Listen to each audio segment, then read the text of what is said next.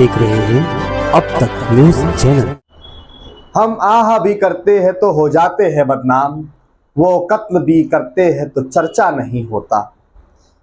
दर्शकों, नए साल की आप सभी को अब तक न्यूज इंडिया की ओर से शुभकामनाएं, मुबारकबाद। वीडियो शुरू करने से पहले एक नसीहत।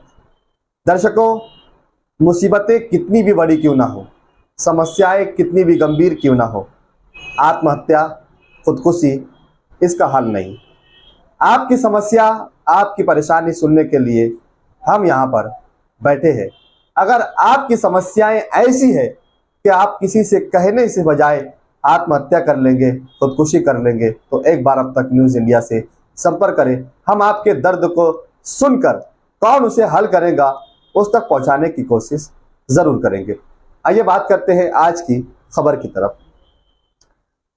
दर्शकों, मालेगांव शहर में कुछ दिनों से नशा और अवैध धंधे को लेकर काफी चर्चाएं चल रही है। मालेगांव शहर में दिन ब दिन बढ़ते नशे के अवैध धंधे, जिससे आम जनता बेहद परेशान और तकलीफ में दिखाई दे रही है। नशा करने वालों से पूरा शहर, पूरा ताल्लुका परेशान हो चुका है। नशा करने वाले लोग ना अमीर देखते हैं, ना गरीब देखते हैं, ना मजदूर देखते हैं, ना सेठ देखते हैं, ना अपंग देखते हैं, ना हाफिज कुरान देखते हैं, ना धर्म गुरु देखते हैं। उनका मकसद सिर्फ लूट मार करना, लोगों को मारपीट करना है और लोगों के साथ में जो भी साजो सामान मिल जाए उसे छीन लेना। कहीं नशे में धुत होकर कटर से हमले, तो कहीं तेजदार हथियारों से हमले करके गाड़ी छीन लेना, मोबाइल छीन लेना, पैसे छीन लेना। इस प्रकार की घटनाएं आम होती जा रही है। वैसे तो नासिक जिला के एसपी आईपीएस शाहजी उमाप साहब की बारे में ये कहा जा रहा है कि वो कहीं ना कहीं क्राइम पर रोक लगाने के लिए पूरी ड्यूटी से अपनी ईमानदारी कर रहे हैं, ईमानदारी के साथ अपनी ड्यूटी को निभा रहे हैं। लेकिन फिर भी क्राइम बढ़ क्यों रहा है, सवाल ये पैदा होता है। मालेगांव शहर की कई वारदातें उदाहरण हम आपको बताएंगे, लेकिन आइए इससे पहले दिखाते हैं कि आज मालेगांव शहर शांति तीर्थ यानी कि महात्मा गांधी के पुतले पर हामी मालेगांवकर विधायक संघर्ष समिति की ओर से धरना आंदोलन प्रदर्शन किया गया, जिसमें निखिल पवार, रामदास बोरसे, देवा पाटिल, भरत पाटिल, सुशांत कुलकर्णी, सोहेल डालरिया, ऐसे कई लोग इसमें शामिल रहे। जहां पर नशावार अशियाओं का, नशावार चीजों का पुतला भी नजर आतिश किया गया और नशा मुक्त मालेगांव, नशा मुक्त ताल्लुका, नशा मुक्त नासिक जिला, नशा मुक्त भारत के घोषणाबाजी, नारेबाजी भी की गई।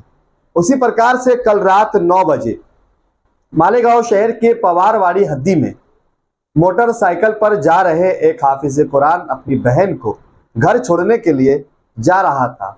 रात 9 बजे 2 लोगों ने मोटरसाइकिल पर उनका पीछा किया। मोटरसाइकिल पर नंबर प्लेट भी नहीं थी और सुनसान और अंधेरे की जगह देखकर उनकी गाड़ी को रोका गया। बेतहाशा उन्हें मारा गया। 22 साल की महिला जो उनके साथ में थी उन्हें भी मारा गया और 28 साल के जो हाफिज कुरान थे उन्हें भी मारपीट की गई। सर में गंभीर चोटें आई है, पैर में चोटें आई है, होठ पर मार लगी है, जबान से कुछ कह नहीं पा रहे हैं। बेहोशी की हालत में मालेगांव सामान्य रोगनालय में एडमिट किया गया, जिसे देखने के लिए हामी मालेगांवकर संगठना के निखिल पवार, देवा पाटिल, सुशांत कुलकर्णी, रामदास बोरसे, ये सभी लोग सामान्य रोगनालय में भी गए। आइए आपको सुनाते हैं कि रामदास बोरसे ने इस समय पर क्या कहा, निखिल पवार ने क्या कहा। हम मालेगांव शहर के अंदर हिंदू मुस्लिम एक संगठन बनाई। वो संगठन का काम सिर्फ कॉरपोरेशन के खिलाफ लड़ना है या एमएससी के खिलाफ लड़ना है, ऐसा नहीं। ये जुल्म के खिलाफ भी आवाज उठाना है और वो जुल्म के आवाज उठाने के वास्ते कल हम एटीटी हाई स्कूल में एक मीटिंग मुकर्रर करके उसका निषेध करने वाले।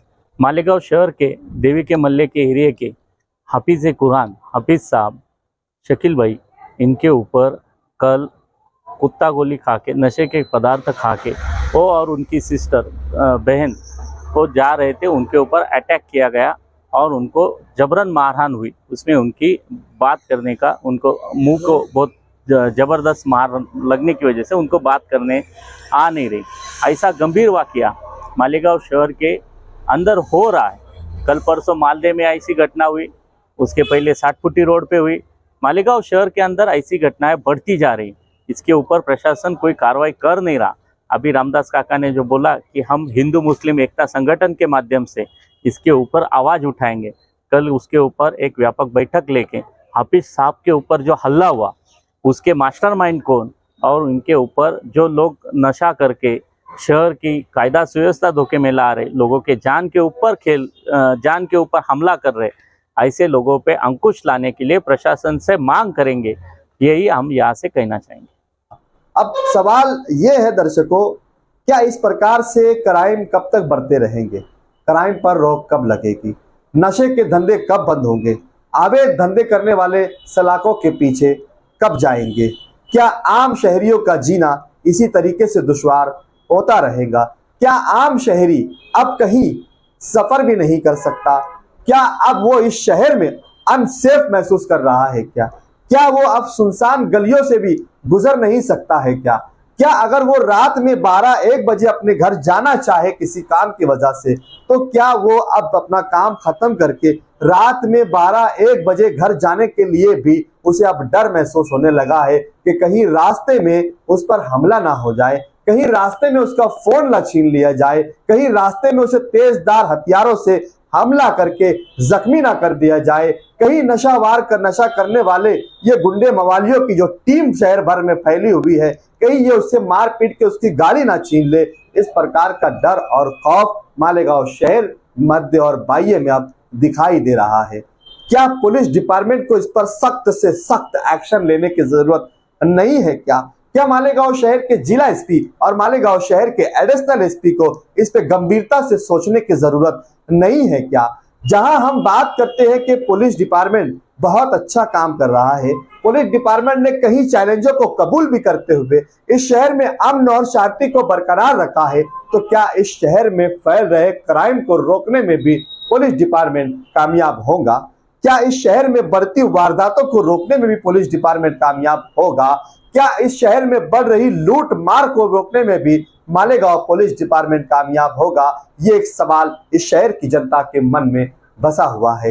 ये सवाल उस वक्त तक के लिए बना रहेगा जब तक इस शहर का आम शहरी आधी रात को भी हिफाजत से अपने घर नहीं पहुंच जाता, वो अपनी बाइक हिफाजत से घर नहीं ले जा सकता, जब वो अपना फोन बिना किसी डर वो खौफ के साथ राह पर चलते हुए भी अपने कान पर फोन लगाकर बात कर सकेगा और उसे ये यकीन होगा कि बात करते समय कोई चोर मेरा फोन नहीं लेके जाएगा, उस वक्त तक के ये सवाल बना रहे।